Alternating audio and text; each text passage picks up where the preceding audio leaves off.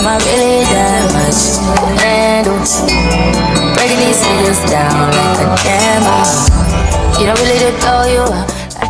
Hello guys! Ngayon samahan niyo ako ngayong araw, pero bago yan, magpapalit muna tayo. Tara!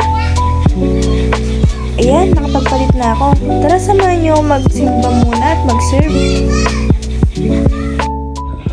Serve nga pala ako linggo-linggo sa San Juan Paris Church bilang isang sokom.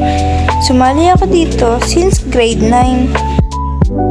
Kala ko nga nagsisimula na, hindi pa pala, kaya naghintay pa kami dyan ng senyas kung magsisimula na kami. Yun nga pala, may pulilit na lumapit sa akin, nagtanong kung para saan daw yung video ko. Sabi ko, for school purposes.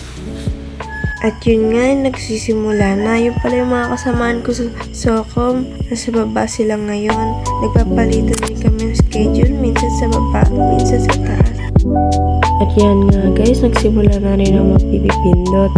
Sa PowerPoint nga pala ako naka-assign ngayon.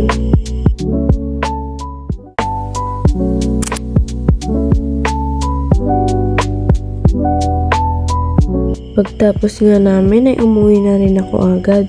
Pagka-uwi ko ay kumain ako kasi gutom na ako at aalis ako.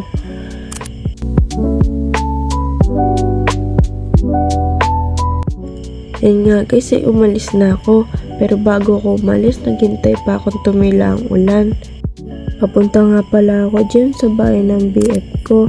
Nag-aasikaso kasi kami ng business namin.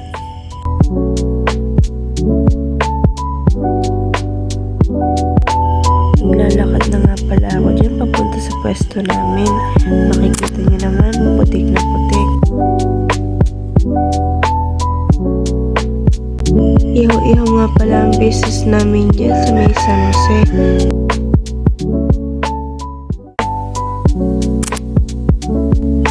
Pagkadating ko nga ay madami na rin bumibili.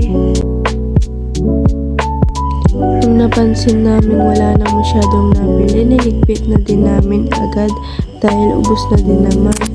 Kaya hanggang dito na lang guys. Bye bye!